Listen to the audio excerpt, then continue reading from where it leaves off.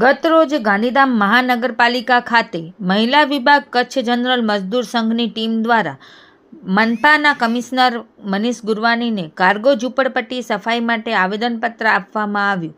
Shri Kutch general મજદૂર સંઘ cargo ઝૂંપડપટ્ટીના 7 વિસ્તાર આંબેડકરનગર, યાદવનગર, ભીમનગર, એકતાનગર, આઝાદનગર, બાપા સીતારામ નગર, રામદેવનગર કાર્ગો વિસ્તારના સાફ સફાઈ, રોડ રસ્તા, ગટર લાઇન, સ્ટ્રીટ લાઇટ, ગંદા પાણીના નિકાલ વગેરે પ્રશ્નોના નિરાકરણ માટે ગાંધીધામ મ્યુનિસિપલ કોર્પોરેશનના કમિશનર મનીષ ગુરવાનીને આવેદનપત્ર આપવામાં આવ્યું હતું. તેમજ તાજેતરમાં તેઓ ગાંધીધામ મનપામાં નિયુક્ત થયા તે બદલ પુષ્પગુચ્છથી સંગઠનના મહામંત્રી વંદના મિશ્રા અને મહિલા ટીમે સન્માન પણ કર્યું હતું. સાથે સાથે કાર્ગો ઝૂંપડપટ્ટી વિસ્તારના પ્રશ્નો દાયકાઓથી કચ્છના ઉદ્યોગોને પ્રોત્સાહન આપતા કામદારોની વસાહત કચરાથી ભરેલી છે, ત્યાં ન તો ગટર વ્યવસ્થા છે કે ન તો ગંદા પાણીના નિકાલ માટે યોગ્ય વ્યવસ્થા છે. મનપાની રચના પહેલાં આ વિસ્તારમાંથી કાઉન્સિલરો ચૂંટાતા હતા.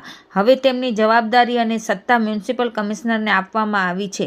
વરસાદની ઋતુમાં આખા ગાંધીધામ શહેરનું પાણી અહીં જમા થાય છે, જેના કારણે માખીઓ અને મચ્છરોના ફેલાવાને કારણે રોગચાળાનો ભય રહે છે. તેને શક્ય તેટલી વહેલી તકે સાફ કરવું જોઈએ અને યોગ્ય ગટર વ્યવસ્થા અને રસ્તાઓ બનાવવા જોઈએ. આવનારા છઠ મહાપર્વની પૂર્વ તૈયારીના ભાગરૂપે છઠ ઘાટની સફાઈ કરાવવા વગેરે મુદ્દાઓને સાંકળી લઈને ચર્ચા વિચારણા કરવામાં આવી હતી. મનપા કમિશનર મનીષ ગુરવાની દ્વારા સકારાત્મક પ્રત્યુત્તર મળ્યો હતો.